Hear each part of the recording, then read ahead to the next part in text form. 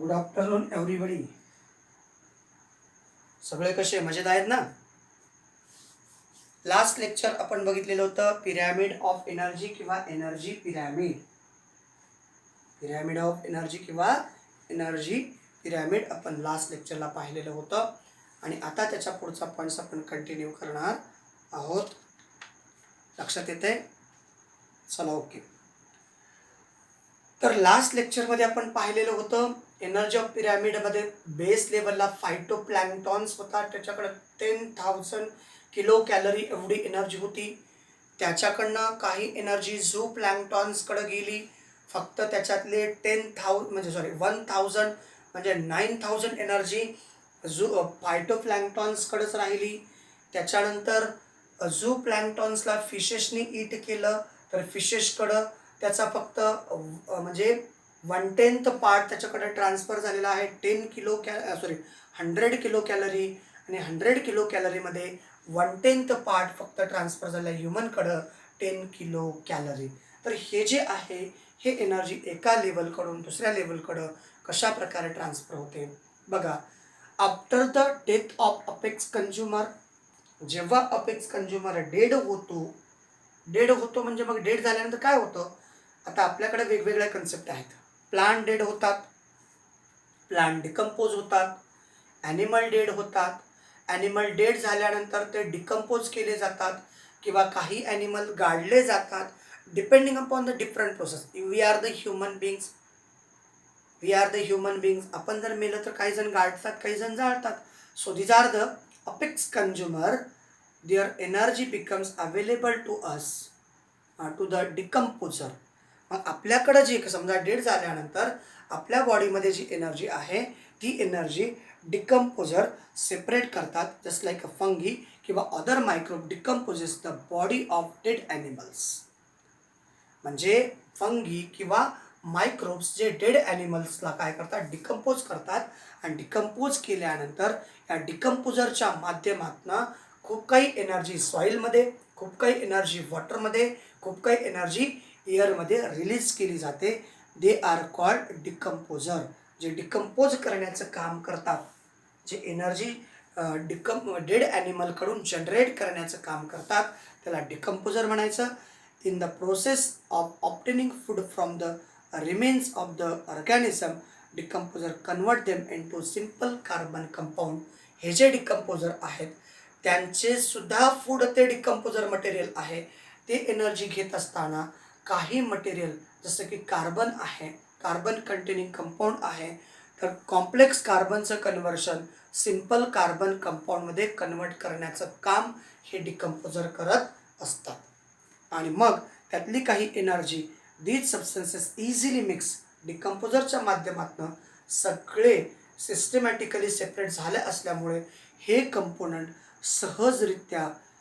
सहजरित्या एअरमध्ये, वॉटरमध्ये, even सॉईलमध्ये mix होत असतात, ज्याच्यामुळं त्याचा बेनिफिट इतरांना होत असतो. And where they are again absorb by the plants and incorporated into the food chain. म्हणजे आणि ते जे म्हणजे हे जे कंपोनंट्स आहेत सेपरेट केलेले डेड ॲनिमलपासून, जे डिकम्पोज करण्याच्या प्रोसेसमधून सेपरेट केलेले जे कन्स्टिट्युएंट्स आहेत ते एअर, वॉटर, सॉईलमध्ये ॲड केले जातात आणि ते पुन्हा प्लांट्स किंवा ॲनिमल्स हे ॲब्सॉर्ब करतात आणि पुन्हा ते चेनमध्ये युटिलाइज केले जात असतात. आणि मग ही सायकल पुन्हा कंटिन्यू होत असते. You can now see that due to food web form by various modes of nutrition, energy and various nutrients circulate continuously in the ecosystem. आता या डिकम्पोजिशनच्या माध्यमातून, या डिफरंट प्रोसेसेसच्या माध्यमातून बघा, माणसाच्या वेगवेगळ्या गरजा आहेत. ह्युमन बॉडी, ॲनिमल्स, प्लांट्स या प्रत्येकांना वेगवेगळ्या न्यूट्रिएंटची गरज असते. तर हे वेगवेगळे न्यूट्रिएंट्स किंवा वेगवेगळ्या माध्यमातून ते डाएट करतात. मोड ऑफ न्यूट्रिशन, एनर्जी आणि न्यूट्रिएंट्स. बघा, प्रत्येकाचा मोड ऑफ न्यूट्रिशन म्हणजे न्यूट्रिशन घेण्याचं माध्यम, एनर्जी माध्यम, आणि त्याचबरोबर व्हेरियस न्यूट्रियंटची गरज असते या इकोसिस्टीममध्ये. जगणाऱ्या प्रत्येक प्लांट्सला, प्रत्येक ॲनिमल्सला गरज आहे, आणि ती एनर्जी वेगवेगळ्या माध्यमातून या चेनमध्ये, या सायकलमध्ये किंवा या वेबमध्ये फिरत असते. ती वेगवेगळ्या मोडमधून ॲक्सेप्ट केली जात असते. त्याचं एक्झाम्पल दिलं आहे, the sun is a most important source of energy in any ecosystem. Sun हा, सूर्य हा या इकोसिस्टीममध्ये असणाऱ्या सगळ्यात महत्त्वाचा एनर्जी सोर्स आहे. Green plants of the ecosystem store some solar energy in the forms of food. मग आता या ज्या ग्रीन प्लांट्स आहेत, ह्या ग्रीन प्लांटला आपण काय म्हणतो? प्रोड्युसर. ग्रीन प्लांटला आपण काय म्हणतो? प्रोड्युसर. हे प्रोड्युसर काय काम करतात माहिती आहे का? प्रोड्युसर हे फूड प्रिपेअर करतात. सनकडनं सनलाईट घेतात आणि सनलाईट घेऊन फूड प्रिपेअर करतात आणि ते फूड त्या प्लांट्समध्ये साठवून ठेवतात. बघा, green plants of the ecosystem stored some of the solar energy in the forms of food. म्हणजे ह्या ज्या ग्रीन प्लांट्स आहेत, ग्रीन प्लांट खूप काही एनर्जी साठवून ठेवतात. कोणती एनर्जी? Solar energy. कुठल्या स्वरूपात डिपॉझिट करतात? Which type of food material is deposited in the plant? Solar energy deposit केली जाते in the forms of food. Before reaching the decomposer, this energy is passed on from one tropic level to next tropic level. म्हणजे decomposer एखाद्या ऑर्गॅनिझमला decompose करण्या अगोदर त्याच्यातली काही energy different tropic लेवलला transfer केली जाते for different media. and decomposer dissipate some amount of energy in the forms of heat. तर त्या डिकम्पोजर्सला काही अमाऊंट ऑफ एनर्जी हीटच्या माध्यमातून, however no part of the energy ever return to the sun. पण सूर्याकडनं आलेली energy मात्र पुन्हा सूर्याकडे जात नाही. hence such passage of energy is referred to as one way transport. आणि मग ही जी एनर्जी आपल्याकडं सूर्याकडनं कंटिन्युअस येत असते, पुन्हा सनकडे जाते का? नाही.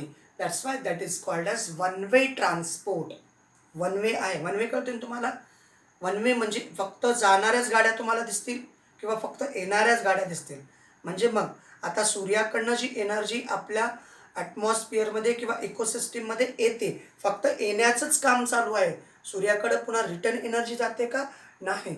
Therefore that is called one way transport. सूर्याकडनं इकोसिस्टीममध्ये जी एनर्जी येते त्या एनर्जीला वन वे ट्रान्सपोर्ट असं म्हटलं जातं. चला, इथंपर्यंत कळलं सगळ्यांना? इथंपर्यंत सगळ्यांना कळलेलं आहे का? नक्की. चला, मग पुढच्या कन्सेप्टकडे जाऊयात आपण. थोडंसं आपल्याकडे एक छोटंसं क्वेश्चन आहे. Use your brain power. Why are the number of tertiary consumer, म्हणजे त्याला आपण अपेक्स कार्निव्होरस म्हणतो, always less than those of the other consumers? येतं लक्षात?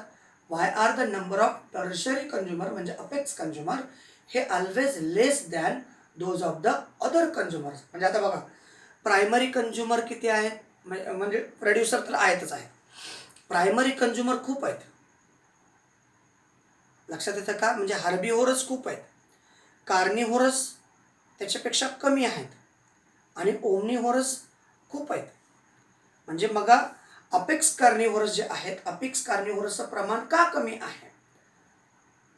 टर्शरी कंझ्युमर जे आहेत, लक्षात येते का? टर्शरी कंझ्युमर जे आहेत म्हणजे त्याला आपण पहिला प्रोड्युसर प्रायमरी कंझ्युमर, दुसरा हार्बिव्होरस सेकंडरी कंझ्युमर, आणि तिसरा कार्निव्होरस टर्शरी कंझ्युमर. तर यांचं प्रमाण कमी का?